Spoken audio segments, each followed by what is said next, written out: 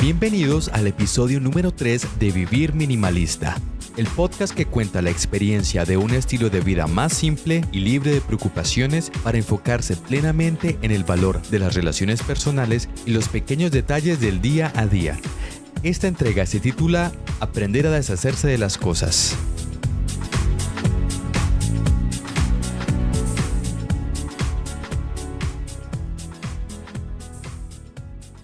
Hola, mil gracias por escuchar un nuevo episodio. Mi nombre es David Pérez.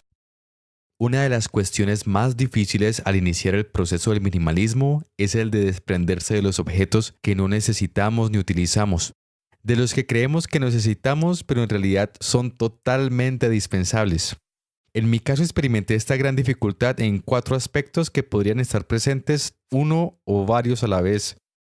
El primero fue el valor emocional que le daba a las cosas.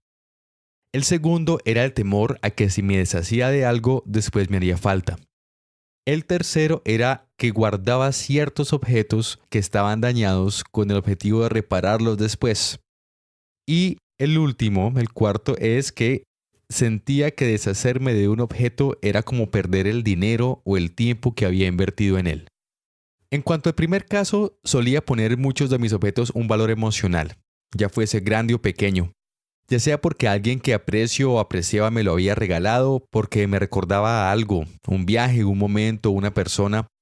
Sentía que no tener el objeto sería como perder ese recuerdo, por un lado, y por el otro sería como traicionar o decepcionar a la persona que me lo había regalado.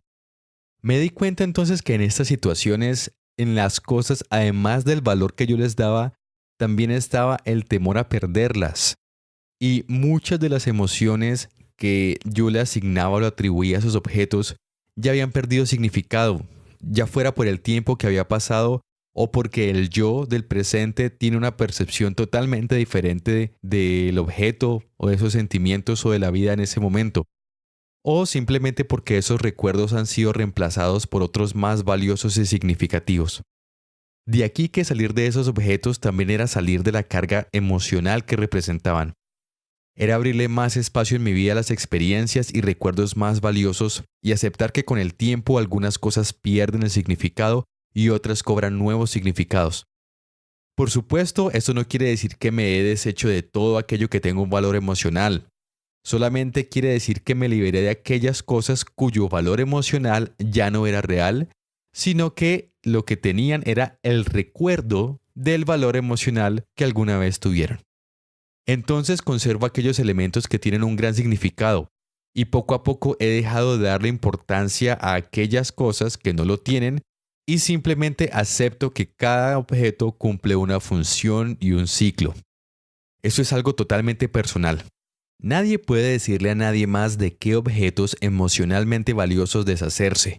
Por muchos o pocos que sean, ese es un proceso que cada uno debe hacer según su propia historia de vida.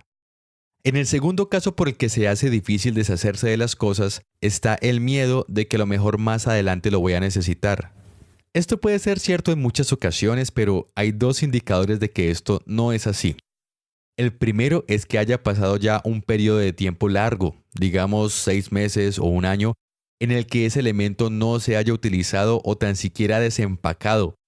Incluso a veces yo encontraba por accidente cosas que ni siquiera recordaba que tenía.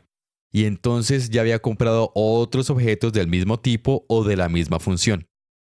Muchos de esos objetos llevaban muchos meses almacenados y algunos incluso ya se habían deteriorado. En este sentido, lo mejor es simplemente aceptar que son cosas que no vamos a utilizar y que podrían serle útiles a alguien más o incluso significarnos un poco de dinero si decidimos venderlos por internet o a un conocido. El tercer caso es similar. Guardaba algunas cosas que se habían roto pensando en llevarlas al técnico más adelante o pensando en repararlas yo mismo.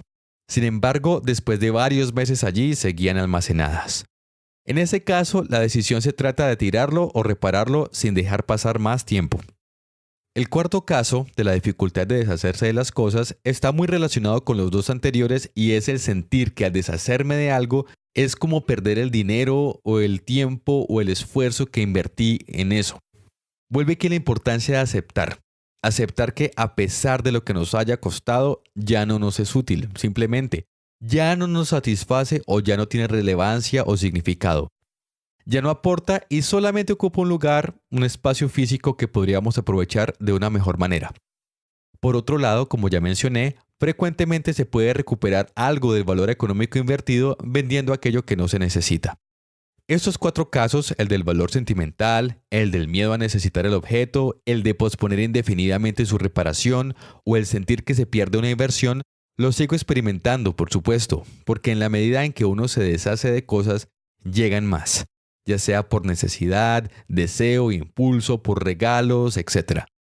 Sin embargo, cada vez es más fácil diferenciar entre el valor del momento y el recuerdo en sí que el valor del objeto como tal.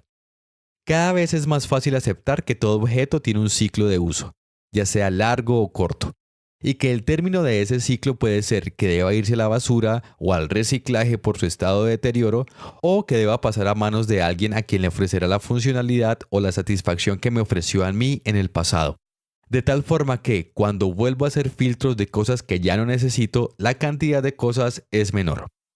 El ejercicio de desprenderse deja de ser difícil para comenzar a convertirse en un alivio, y los espacios físicos y mentales se despejan y se hacen más agradables, pues en ellos encuentro fácilmente aquello que más me importa.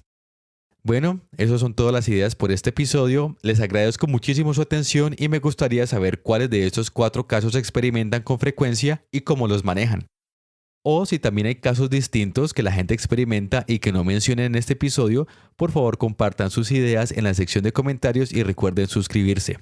Hasta la próxima. But we can't wait to be the change, to be the change, to be the change, to be the change. There's a better way.